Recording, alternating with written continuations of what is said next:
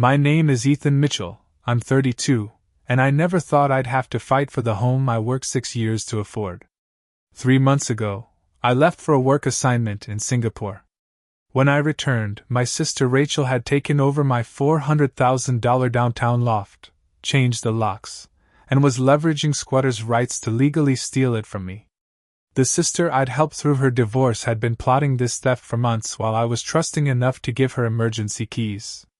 Before I dive into how my own sister pulled off the most calculated betrayal I've ever experienced, take a second to subscribe if you're watching from somewhere nice and secure that actually belongs to you. Trust me, after hearing what happened, you'll want to double-check your property rights. I'd spent almost my entire 20s saving for that loft. As a software architect specializing in financial systems implementation, I'd worked countless late nights and weekends, taking on the projects nobody else wanted just to build my down payment. When I finally found the perfect place in the heart of Boston's converted textile district, I knew every sacrifice had been worth it. The loft was everything I'd dreamed of, 1,800 square feet of open-concept industrial beauty with exposed brick walls, original timber beams, and floor-to-ceiling windows that flooded the space with natural light. The building had been renovated 5 years earlier, but I'd spent another $50,000 making it truly mine: custom kitchen cabinetry, a mezzanine home office overlooking the living area, and a sound system that made movie nights feel like private screenings. My sister Rachel and I had always been close, at least I thought we were. Just 2 years younger than me at 30, she'd been the person I called first when I closed on the property. I still remember her jumping up and down in the empty space, telling me how proud she was, how I deserved this success. We'd grown up in a middle-class suburb about an hour outside the city, sharing a bathroom and fighting over the remote like most siblings. But unlike the typical sibling rivalry, we'd maintained our relationship into adulthood, getting together for dinner at least twice a month and texting almost daily. When Rachel's marriage to Mark fell apart after just 3 years, I was her first call. I still remember driving to their apartment at 2 a.m. to help her pack essential items while Mark was out with friends. She stayed in my guest room for 2 weeks until she found a small studio she could afford. I helped her move, co-signed her lease since her credit had taken a hit during the divorce, and even covered her first month's rent. That's what family does, right? The timing couldn't have been worse for Rachel. Beyond the emotional trauma of her marriage ending, she lost her job as an event coordinator when the company downsized during post-pandemic restructuring. With limited savings and mounting legal bills from the divorce, she was struggling to keep afloat. I'd occasionally send her money for groceries or utilities when she was short, and I'd always offer my loft when she needed a weekend away from her tiny studio apartment. "Just text me when you want to use the place," I'd tell her. "I travel so much for work, it's empty half the time anyway." My job as a senior implementation specialist meant I was often on the road, flying to client sites across the country and occasionally internationally to oversee the integration of our financial software systems. I'd grown accustomed to living out of suitcases for weeks at a time, relying on my smart home system to monitor my loft remotely. My friend Blake had warned me about giving Rachel such open access to my place. "You're too trusting, man," he said over beers one night. "Family can take advantage just like anyone else." I'd laughed it off. "She's my sister. Besides, she has her own place now." When I landed a major contract to implement a new banking system for a financial institution in Singapore, I was thrilled. It was a 3-month assignment that would significantly boost my resume and come with a substantial bonus, enough to potentially pay off a big chunk of my mortgage. The timing was perfect. Boston winters were brutal, and I'd be spending January through March in Southeast Asia instead. As I prepared for the trip, I meticulously organized my loft. I cleaned out the refrigerator, set up automatic payments for all my bills, and programmed my lights to simulate occupancy while I was gone. I asked my neighbor Keith, a retired security consultant who lived across the hall, to collect my mail and keep an eye on the place. The day before my departure, I met Rachel for coffee to give her my spare keys. "Just in case of emergency," I explained. If something happens, like a water leak or whatever, you can get in. Keith has a set too, but he's planning a 2-week cruise in February. Rachel turned the keys over in her hand, her expression unreadable now that I think back on it. Thanks for trusting me, she said quietly. Of course I trust you, I replied, not recognizing the irony that would soon become apparent. You're welcome to crash there if your heating goes out again or something. Just let me know first so I don't freak out when I get security alerts. She smiled and slipped the keys into her purse. I'm really proud of you, Ethan. Not everyone our age owns property like this. You've always been the successful one. I should have heard the envy in her voice, should have noticed how her eyes didn't match her smile. But I was excited about my trip, focused on last-minute preparations, and completely blind to what was coming. I'll FaceTime you from Singapore, I promised as we hugged goodbye. Take care of yourself while I'm gone. Little did I know, taking care of herself was exactly what Rachel planned to do, at my expense, with a scheme already months in the making. The first month in Singapore was a whirlwind of activity. The client's banking system was more outdated than our initial assessment had indicated, and I was pulling 14-hour days just to keep the project on schedule. The 13-hour time difference between Singapore and Boston meant that when I was awake, most people back home were sleeping, and vice versa. Between the demanding work schedule and the time zone challenges, my communication with friends and family back home became sporadic at best.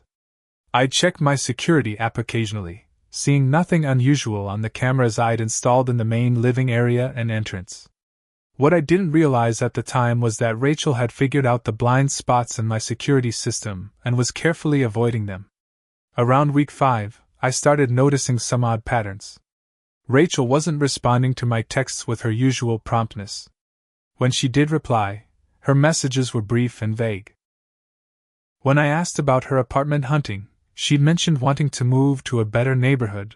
She deflected with comments about being really settled right now and loving her current location. The first real red flag came when my college friend Zach tagged Rachel in a social media post that showed up on my feed. It was a picture of what was clearly my living room, with Rachel and several people I didn't recognize sitting on my sectional sofa, drinks in hand. The caption read, "Great housewarming at Rachel's new place. #upgrade life #downtown living. Housewarming? New place?" I immediately messaged Zach. "Hey man, saw that pic you posted? That's my loft. Rachel doesn't live there." His response came hours later. "Oh, awkward. She told everyone she moved in while you're overseas for a year. Said you were letting her house sit long term? My bad. A year? I was only supposed to be gone for 3 months, and I'd never agreed to any house-sitting arrangement." I tried calling Rachel immediately, but she didn't pick up. I sent her a text instead. "Saw Zach's post. Why are you telling people you live in my loft? And hosting parties there?" Her response was delayed by nearly a day. "Sorry, it was just a small get-together. Some friends assumed I was living there because I've been checking on it so often. No big deal. It didn't sit right with me, but I was in the middle of a critical phase of the implementation and couldn't afford to be distracted. I made a mental note to have a serious conversation with Rachel when things calmed down at work. A week later, Keith called me at what was 2 a.m. in Singapore. "Ethan, I don't want to alarm you, but something strange is going on with your sister," he said, his former security professional tone in full effect. "She's been living in your loft for weeks now. I thought you knew, but when I mentioned our conversation about collecting your mail while I'm on my cruise, she seemed surprised." My stomach dropped. "What do you mean living there? Like staying over occasionally?" "No, son. Living there. Full-time. She's got plants by the windows now. New furniture has been delivered. And yesterday a locksmith came to change the entry locks. Said it was scheduled by the owner."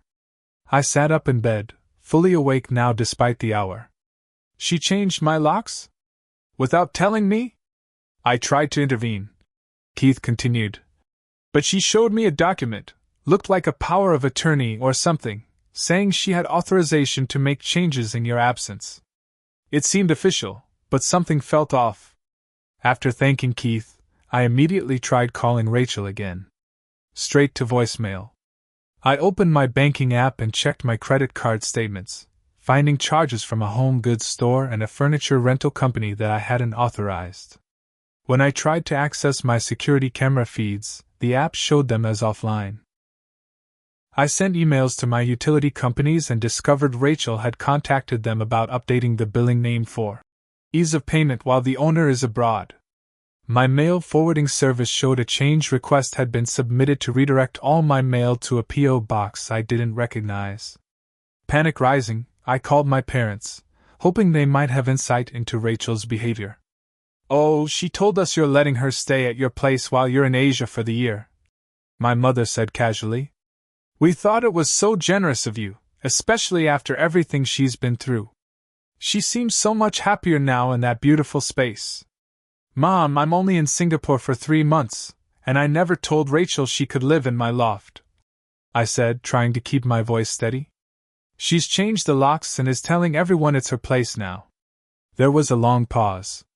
"That doesn't sound right, Ethan. You must be misunderstanding. Rachel wouldn't do something like that."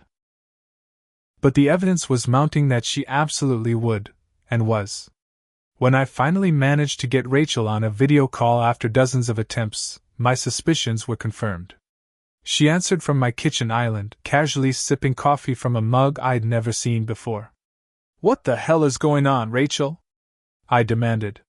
"Why are you living in my loft and changing the locks?" She smiled with a calmness that chilled me. "You said I could stay here if I needed to. For emergencies or occasional nights, not to move in permanently. And I definitely didn't say you could change my locks or redirect my mail." Rachel's expression hardened slightly. "Look, you're barely ever here anyway. You're halfway around the world now. This place was sitting empty. I needed a better living situation. It just makes sense." As she spoke, I noticed more changes in the background. My minimalist aesthetic had been replaced with colorful throw pillows and unfamiliar art on the walls. A dog bed sat in the corner, though I'd never allowed pets due to my allergies. "You need to move out," I said firmly. "Today. This isn't your home." Rachel's false friendliness vanished entirely. "Actually, legally speaking, it might be. Did you know Massachusetts has interesting laws about established residency and property abandonment? You should look into that before making demands." The call ended abruptly, leaving me staring at a blank screen, the first genuine wave of fear washing over me. What exactly had my sister done? And what was she planning to do next? The days following that disturbing video call were a desperate scramble to understand what was happening while trying to maintain my professional responsibilities in Singapore. My project manager had already noticed my distraction and gently reminded me about the strict timeline we were working under. I couldn't afford to lose this contract. Ironically, it was helping pay for the very home that was now being stolen from me. I contacted several friends in Boston, asking them to visit my building and check on the situation. Their reports were increasingly alarming. My friend Devin texted after being turned away at the door. "Rachel wouldn't let me in. Said you'd been harassing her and asked her to not allow visitors while she's getting settled. Dude, she's acting like she owns the place. There's a new welcome mat with her initial on it." Another friend reported seeing Rachel walking what appeared to be a golden retriever in the building's private courtyard, chatting comfortably with other residents, as if she'd lived there for years. When I contacted my homeowners association about the situation, I received a shocking response. "Mr. Mitchell, we received your change of contact form last month. All HOA communications are now going to Rachel Mitchell as requested. She has been paying the monthly fees directly and attending resident meetings. If this is an error, you'll need to submit documentation proving ownership and residency." I immediately emailed them proof of ownership, but they replied that Rachel had provided evidence of her established residency, including utility bills, mail, and ID showing my address. They suggested this was a private family matter they couldn't get involved in without court intervention. Growing increasingly desperate, I consulted with a real estate attorney in Boston through a video call. The news wasn't good. Massachusetts has complex squatters' rights laws, the attorney explained. If someone establishes residency for a certain period, they can begin the process of adverse possession. Normally this takes 20 years, but there are shorter paths when family members are involved or when abandonment can be demonstrated. But I didn't abandon anything, I protested. I'm on a work assignment. I understand that, but from what you're describing, your sister is setting up a calculated legal case. She's establishing herself as a resident, changing utilities, receiving mail, presenting herself to neighbors as the occupant. The changed locks are particularly concerning because they show exclusive possession. And the fact that she's your sister complicates things further because she can claim there was a verbal agreement. There was no agreement, I insisted. Unfortunately, it becomes your word against hers. And with you out of the country and her physically present in the property with documentation showing residency, courts often favor possession in preliminary hearings. The attorney advised me to return home immediately, but I was contractually obligated to complete at least another 6 weeks of the project. Breaking the contract would mean not only losing the substantial completion bonus but potentially being liable for breach of contract damages. I spent that night scouring Massachusetts property laws online, falling down a rabbit hole of adverse possession statutes, residency requirements, and eviction procedures. What I found left me sleepless and panicked. There were indeed pathways for someone to legally claim abandoned property, and Rachel appeared to be methodically checking every box required to build such a case. The next day, I received an email from a bank I didn't recognize, thanking me for my interest in a home equity line of credit on my property. Rachel was apparently trying to extract money from my loft as well. I immediately contacted my mortgage lender to place a freeze on any equity requests and to alert them to the situation. Through a mutual friend, I managed to get in touch with Rachel's ex-boyfriend Mark. Initially reluctant to get involved, he eventually revealed something that made my blood run cold. I found her journal when we were still living together, Mark said. She had this weird obsession with your success. There were pages where she'd calculate your income and property value, comparing it to what she had. She once told me it wasn't fair that you could afford such a nice place while she was struggling. Said the family wealth should be more evenly distributed. We don't have family wealth, I replied, confused. I bought my loft with money I earned.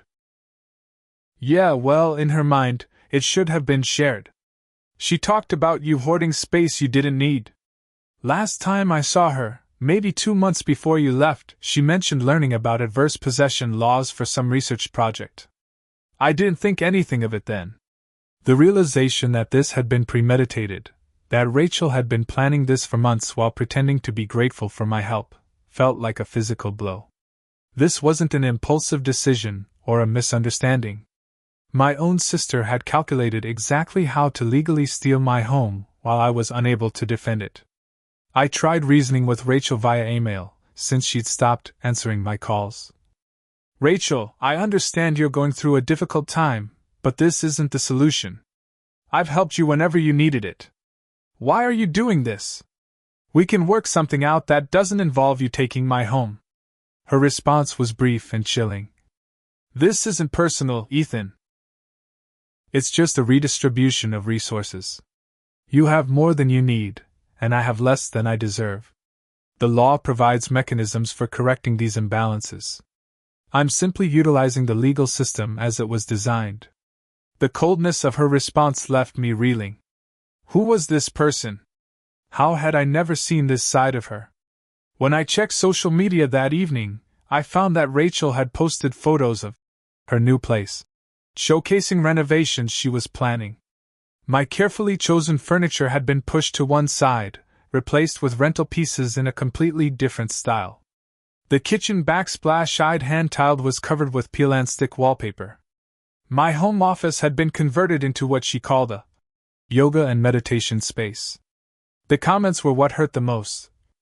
So happy you finally have the home you deserve. Your brother was so generous to let you have his place. Amazing upgrade. You manifested this.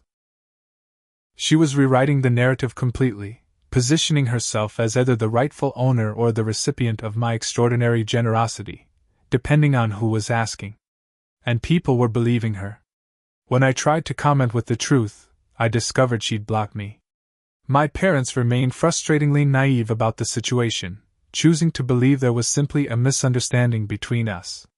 "You've always been so generous with Rachel," my mother said.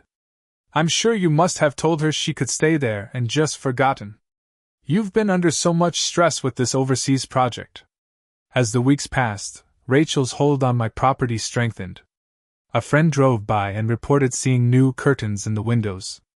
The property management company informed me that Rachel had submitted paperwork for a renovation permit, listing herself as the owner's authorized representative. Then came the most devastating blow.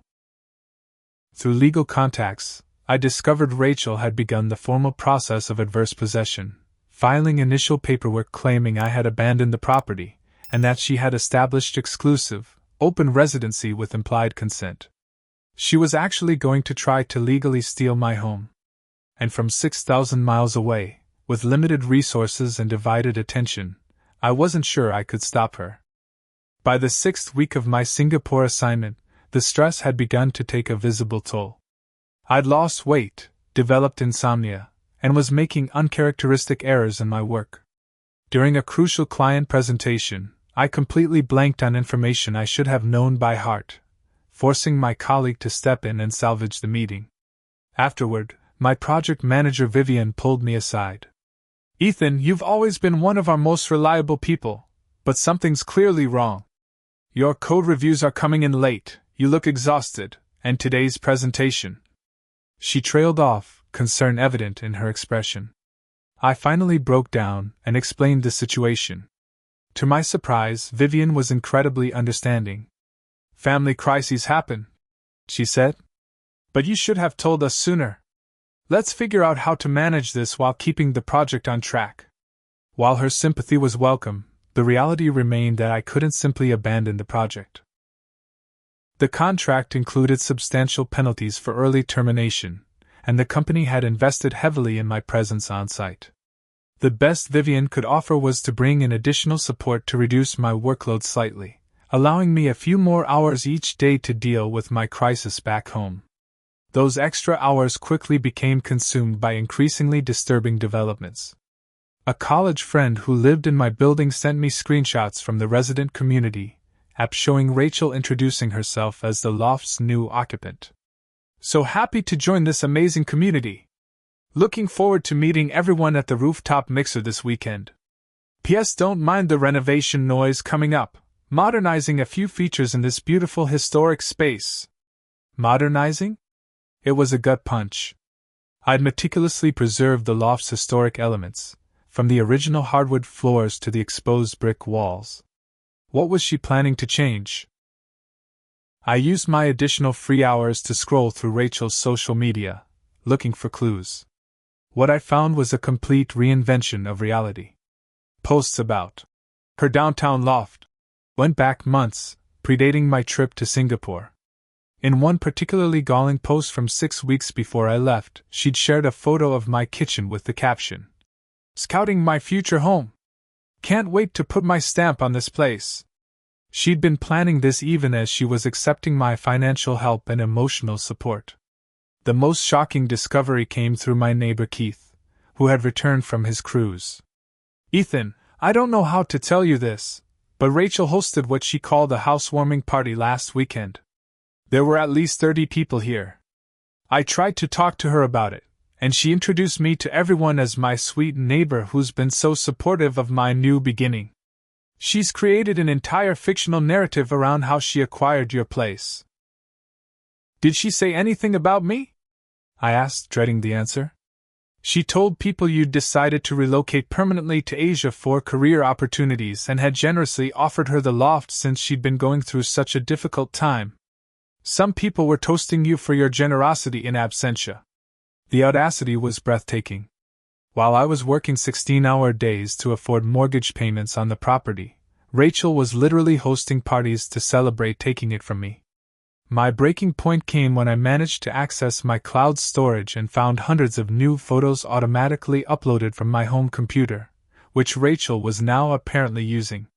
Among them were screenshots of her research on adverse possession laws, emails with a lawyer specializing in squatters' rights, and, most disturbingly, a document titled Property Acquisition Timeline. The document laid out, in meticulous detail, every step of her plan. Month 1 to 2. Establish initial physical presence, occasional stays, leave personal items. Month 3. Begin mail forwarding and establish documentation trail. Month 3 to 4. Change utilities to my name, establish payment history. Month 4. Change locks, claim security concerns as justification. Month 5. Establish exclusive possession, remove owner's personal effects. Month 6. File initial adverse possession paperwork claiming abandonment.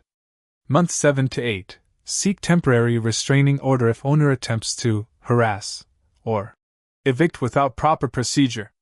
Month 9. Begin renovation to demonstrate investment in property improvement. Year 1 plus. Continue exclusive possession while legal process proceeds. She had even included contingency plans for various ways I might try to reclaim the property, including a section titled Emotional Manipulation Counter-Tactics that listed ways to make me appear unstable or threatening if I tried to forcibly remove her. It was calculated, cold, and utterly foreign to the sister I thought I knew. This wasn't opportunistic, it was premeditated theft on a massive scale. When I showed the document to my attorney during our next video consultation, even he seemed shocked by the level of premeditation. "This changes things," he said. "This is evidence of fraudulent intent from the beginning. But we need to move carefully.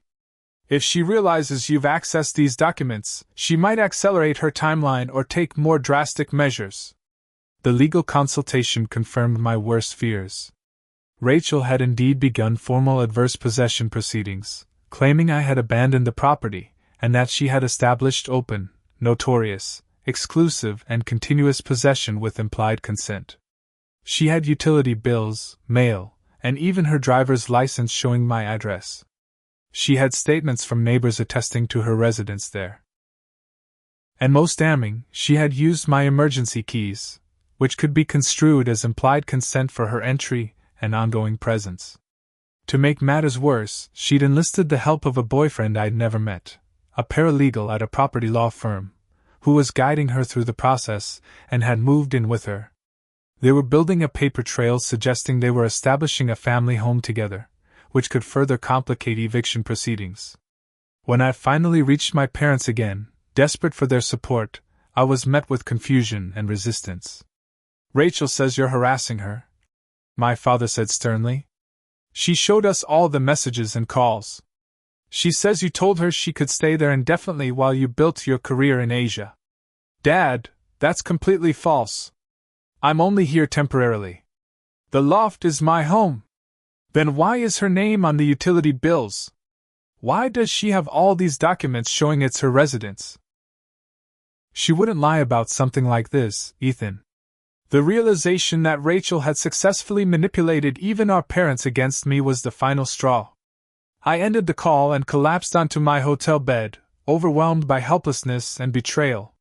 6,000 miles away, my sister was systematically stealing everything I'd worked for, turning friends and family against me, and constructing a legal fortress that might prove impossible to breach.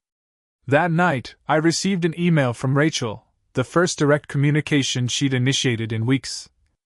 "Ethan, I can see you're upset, but you need to accept that this situation has evolved beyond your control. I'm established here now.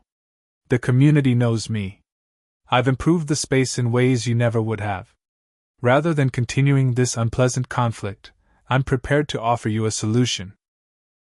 I'll purchase the loft from you for 60% of its current market value, a fair price considering the legal complications and your apparent desire to remain in Asia. Think of it as a family discount. My lawyer will send over the paperwork if you're amenable. This is the cleanest resolution for everyone involved." She was offering to buy my own property from me at a 40% discount, after stealing it through fraudulent means.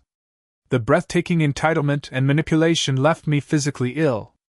I spent the night vomiting in my hotel bathroom, my body finally rebelling against the weeks of stress and anguish. Something in me broke that night, but something else hardened into resolve.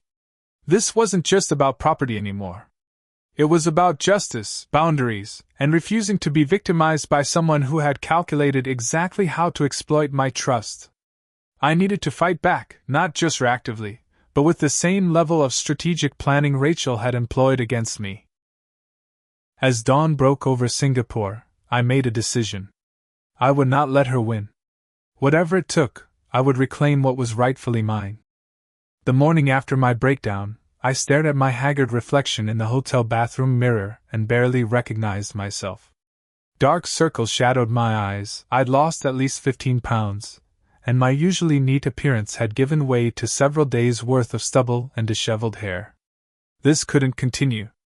I was on the verge of losing not only my home but my career and possibly my health. I called Vivian and requested an urgent meeting. When we sat down in her office, I laid out the full situation without holding back. I need to go home and deal with this, I concluded. I know we're only halfway through the project, but I'm becoming a liability rather than an asset. I can't focus, I'm making mistakes, and this situation is escalating daily. Vivian nodded thoughtfully. I suspected it was something serious. Here's what I can offer. We have a junior architect, Nathan, who's been shadowing you. He's not at your level, but with remote supervision, he could handle the day-to-day implementation while you address your crisis. We would need you available for daily video consultations and emergency troubleshooting, but you could do that from Boston. You'd let me complete the project remotely? I asked, hardly daring to hope. Not the entire project, she clarified. But 3 weeks of remote work while you stabilize your situation, with the understanding that you'd return to finish the final phase in person. We'd have to adjust your compensation package slightly, but nothing drastic. It wasn't ideal, but it was a lifeline. I thanked Vivian profusely and immediately began planning my return to Boston. However, before booking my flight, I realized I needed a strategic approach. Simply showing up at my loft and confronting Rachel could backfire spectacularly, especially given the legal groundwork she'd laid. I spent the next 24 hours consulting with 3 different property attorneys in Massachusetts, getting multiple perspectives on my situation. The consensus was troubling but provided a pathway forward. Your sister has been extremely calculating, said Lawrence Green, a specialist in adverse possession cases. She's established residency, changed the locks, redirected utilities and mail, and begun legal proceedings. She's also created a public narrative that paints you as the aggressor if you try to remove her. But she has one critical vulnerability: fraud. The document you found outlining her plan demonstrates premeditated intent to defraud, he continued. Combined with documented evidence of your temporary work assignment rather than abandonment, we can build a compelling case. But we need to move methodically. If you confront her directly, she'll likely claim harassment and seek a restraining order, which would legally bar you from your own property during proceedings. Based on their collective advice, I developed a comprehensive strategy. First, I needed to meticulously document my ownership and temporary absence. I gathered my mortgage statements, property tax records, and employment contract showing the temporary nature of my Singapore assignment. I had my employer draft a formal letter confirming the specific timeline of my overseas work and expected return date. Second, I needed to counter Rachel's residency claims. I compiled screenshots of her social media posts showing premeditation, along with our text conversations where I explicitly stated she could only stay occasionally and in emergencies. I retrieved my original security camera footage from cloud storage before she disabled the system, showing the exact date she began staying at the loft full-time. Third, I needed witness statements. I reached out to friends who had interactions with Rachel where she revealed her true intentions. Mark, her ex-boyfriend, provided a sworn statement about her journal entries and research, into adverse possession laws months before my departure. My neighbor Keith provided documentation of the locksmith visit and Rachel's false claims about having my power of attorney. Fourth, I needed to address the physical property. I contacted my building management company, explaining the situation and providing proof of ownership. Though they couldn't intervene directly in what they still considered a family matter, they agreed to preserve security footage showing Rachel moving items in and out of the building and to notify me of any renovation permit requests. Fifth, I needed legal representation on the ground in Boston. I retained Lawrence Green to prepare emergency injunction paperwork and coordinate with local law enforcement for when I returned. The final piece was the most difficult. I needed to document the extent of Rachel's deception without alerting her to my return. For this, I reluctantly enlisted my friend Blake, who had warned me about trusting Rachel in the first place. I need you to reach out to her, pretend to take her side, and gather information, I explained. Find out exactly what she's done to my place, what she's planning next, and if possible, get her to admit this was premeditated. Blake agreed, though he was clearly uncomfortable with the deception. For the record, I hate being right about this, he said. But I'll help however I can. Over the next week, as I continued working remotely from Singapore and prepared for my return, Blake managed to ingratiate himself with Rachel. His reports were disturbing. She's totally redecorated. Your bedroom furniture is gone, moved to storage, she says. She's painting the exposed brick white, despite the historical preservation guidelines. The custom bookshelves you built have been removed to open up the space. Worse, she was apparently planning to sell the loft once she secured legal claim to it. She and her boyfriend were discussing listing prices with a real estate agent while I was there, Blake reported. They think they can get $600,000 after the renovations they're planning. They were literally dividing up how they'd spend the money while drinking your whiskey collection. The betrayal cut deeper with each new revelation. This wasn't just about having a place to live. Rachel was dismantling the home I'd poured my heart into, planning to convert it to cash for herself after stealing it through fraud. With my strategy in place and my temporary remote work arrangement secured, I booked a flight to Boston, telling no one except my attorneys and Blake. As the plane lifted off from Singapore, I felt a mix of dread and determination. The sister I thought I knew was gone, replaced by someone calculating and predatory. But I was no longer the naive, trusting person who had left Boston 3 months earlier. I was coming back prepared for battle, with evidence, legal support, and a hardened resolve to reclaim what was mine. The 14-hour flight gave me time to reflect on how things had come to this point. Had there been signs of Rachel's true nature that I'd missed? Were there moments when her mask had slipped that I'd conveniently ignored? The painful truth was probably yes. Her comments about my success had often carried undercurrents of resentment disguised as pride. Her need for my help had gradually shifted from gratitude to expectation. The sister who had once celebrated my achievements had slowly come to view them as affronts to her own struggles. As the plane began its descent into Boston Logan International Airport, I put away these reflections. The time for understanding was past. Now was the time for action. I texted Lawrence a single message. Landed. Proceeding with Phase 1. The Boston air felt bracingly cold after months in Singapore's tropical climate. I checked into a hotel downtown rather than going directly to my loft, a strategic decision to maintain the element of surprise. After a short rest to combat jet lag, I met with Lawrence Green at his office to finalize our approach. We've prepared the emergency injunction based on fraudulent adverse possession claims, Lawrence explained, spreading documents across his desk. With the evidence you've provided showing premeditation and deception, we have strong grounds for immediate relief. The judge assigned to the case has agreed to review it first thing tomorrow morning. And if the injunction is granted? I asked. Then we'll have legal authority to enter the premises with law enforcement present, remove unauthorized occupants, and restore your rightful possession. But I must caution you, these situations can become volatile. Your sister has been living there for months now. She'll likely resist. I nodded grimly. I'm prepared for that. That evening, I met with the building manager, Carlos, who had known me since I purchased the loft. After reviewing my documentation, he was clearly disturbed by the situation. This happens more often than people realize, he said. Family members thinking they can claim property through squatters' rights. I should have been more suspicious when she started making changes without proper authorization. I apologize for that. You couldn't have known, I assured him. She had keys and presented herself convincingly. Carlos provided access to the building's security footage, which clearly showed Rachel moving large quantities of my belongings out and new furniture in. It also captured the locksmith changing my locks and Rachel signing for the service as R. Mitchell, owner. This evidence of fraudulent representation strengthened our legal position considerably. Early the next morning, Lawrence called with good news. The judge granted the emergency injunction.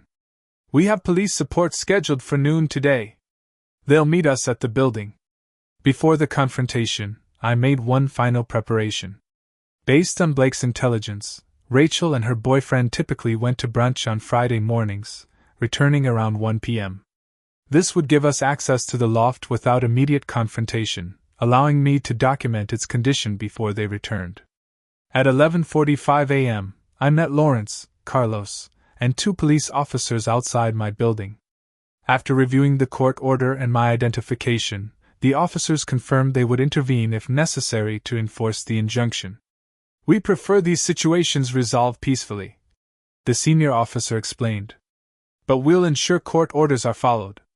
Carlos used his master key to bypass the new locks Rachel had installed, and I stepped into my loft for the first time in over 3 months. The shock of what I found momentarily took my breath away. My carefully curated home had been transformed. The warm industrial aesthetic I'd created was gone, replaced by what looked like a generic social media influencer's backdrop. The exposed brick walls were painted stark white, my custom furniture replaced with mass-produced pieces, and most of my personal items nowhere to be seen.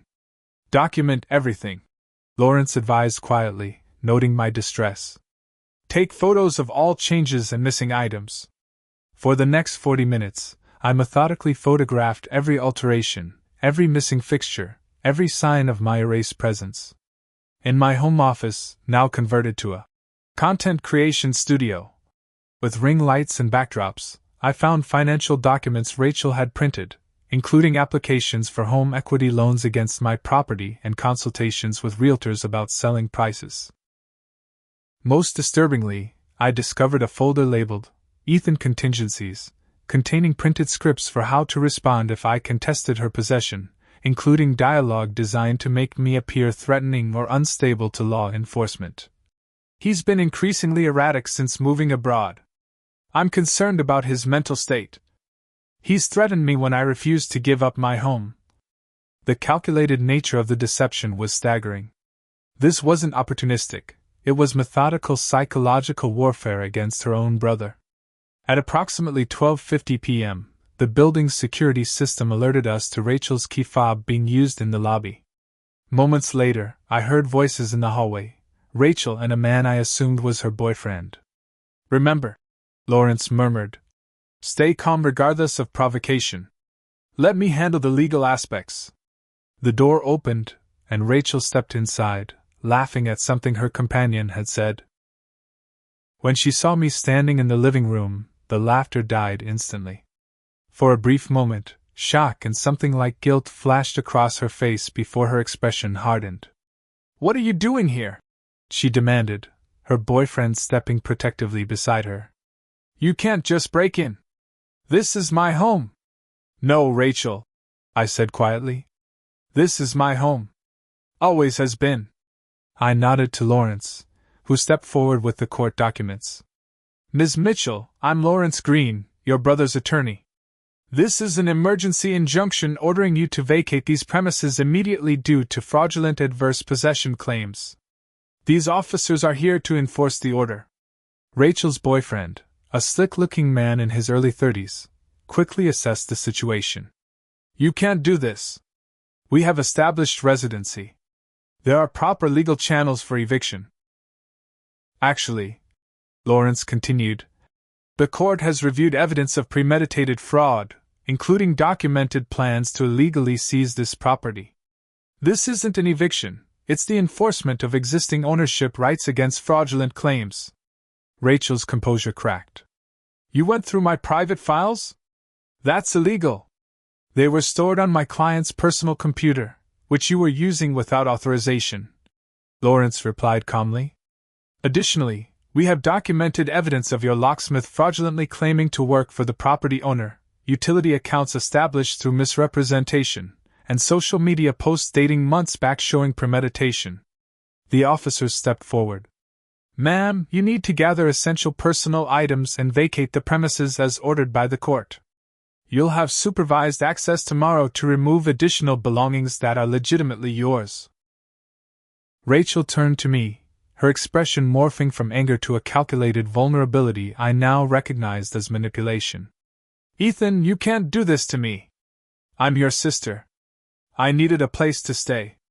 Why are you being so cruel? In that moment, facing the sister who had planned for months to steal everything I'd worked for, who had lied to everyone we knew, who had been ready to sell my home and pocket the proceeds, I felt a strange calm. The person before me wasn't the Rachel I thought I knew. Perhaps she never had been. I found your timeline document, I said quietly. I saw the contingency plans, the scripts for making me look unstable, the consultations with realtors. This wasn't about needing a place to stay. This was calculated theft. Her face flushed, and the facade dropped completely. You have everything handed to you, she spat. This perfect place sitting empty while I struggled in that shoebox apartment. You didn't deserve this. I worked 16-hour days for 6 years to afford this place, I replied, maintaining my composure. Nothing was handed to me. And I helped you whenever you needed it. Helped me? With your charity?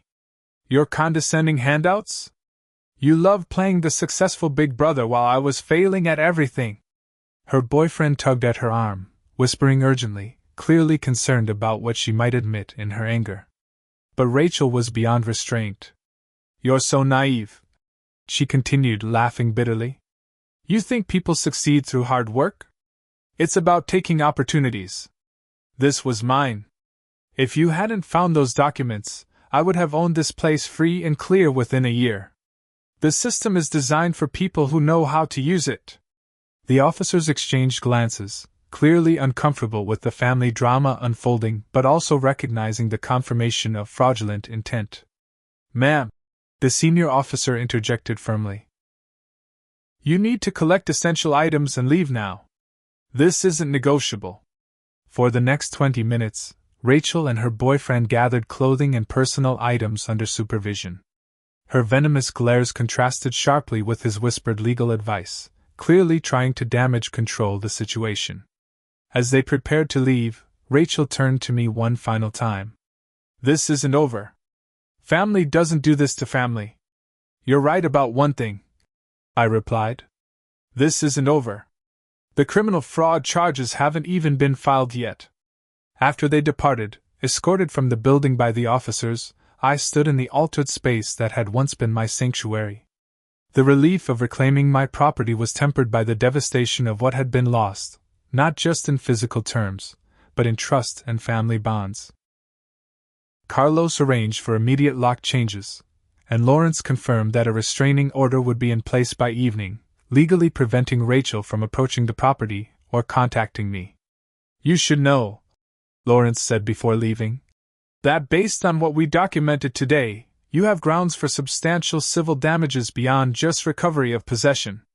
The premeditated nature of the fraud, the property damage, the attempted financial exploitation, these are serious matters. I nodded, exhausted but resolute. One step at a time.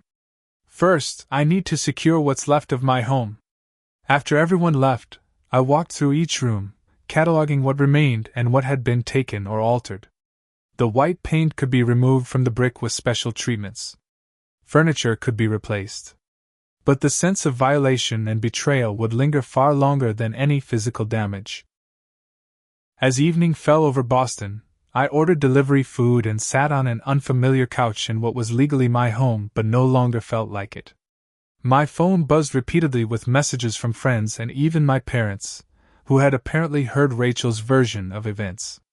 I silenced the notifications, too emotionally drained to defend myself yet again. Tomorrow would bring more battles, legal proceedings, property restoration, family fallout. But tonight, I had reclaimed what was rightfully mine through preparation, evidence, and resolve. Rachel had underestimated me, assuming I would remain the trusting, conflict-averse brother she had always known. She hadn't anticipated that her betrayal would forge someone new, someone capable of fighting back with the same strategic determination she had employed against me. I fell asleep on the unfamiliar couch, surrounded by the remnants of my sister's attempted theft, but secure in the knowledge that the loft was mine again. The physical space had been reclaimed. The harder work of reclaiming my sense of security and trust would take much longer. The weeks following the confrontation unfolded in a blur of legal proceedings, property restoration, and emotional processing. The immediate aftermath brought a wave of reactions from friends and family who had been caught in Rachel's web of deception. My parents arrived at my loft the day after the confrontation, their faces drawn with confusion and distress. My father, usually stoic and reserved, seemed to have aged years in a matter of days. "We saw the evidence Lawrence showed us," he said, his voice heavy. "The planning documents, the timeline. We couldn't believe Rachel would do something like this." My mother, tears streaming down her face, reached for my hand. "We should have believed you from the beginning." "I'm so sorry, Ethan." Their apology was sincere, but it couldn't erase the hurt of their initial dismissal of my concerns. It would take time to rebuild that trust, just as it would take time to restore my home. The legal aftermath was extensive. Lawrence filed a civil suit for damages, focusing on 3 key areas: property damage from unauthorized renovations, theft of personal property, and fraud. The documentation we had gathered proved invaluable, particularly Rachel's own detailed plans showing premeditation and intent. The judge was particularly disturbed by the Ethan contingencies document, Lawrence informed me after a preliminary hearing. "The scripts she prepared to make you appear unstable or threatening to authorities crossed a line from civil to potential criminal matters." The restoration of my loft became a form of therapy.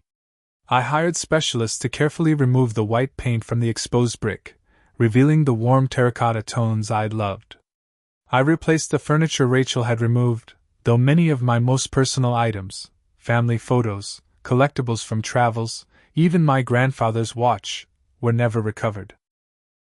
According to Blake, who maintained limited contact with Rachel's social circle, she had sold many of these items online during her occupation.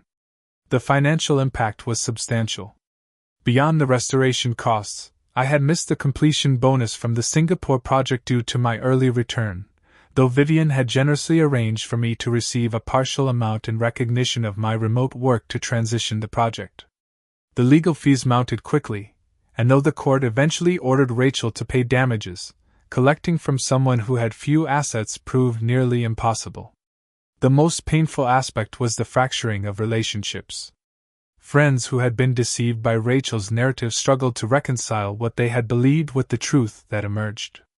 Some offered sincere apologies, others drifted away, perhaps embarrassed by their role in enabling her deception. My parents attempted to maintain relationships with both of us, creating an impossible tension at family events that eventually led me to decline most gatherings. 3 months after reclaiming my loft, I received an unexpected email from Rachel. "Ethan, I've been doing a lot of thinking about what happened. I know I hurt you deeply, and I want to make amends. What I did was wrong. I was in a dark place after my divorce and job loss, and I convinced myself that you somehow owed me this. I know now that was wrong. Would you be willing to meet for coffee? Just to talk?" I stared at the message for a long time, feeling the pull of familial connection warring with the hard-earned wisdom of recent experience. After careful consideration, I replied, "Rachel, I appreciate your reaching out. I'm not ready for a face-to-face meeting yet.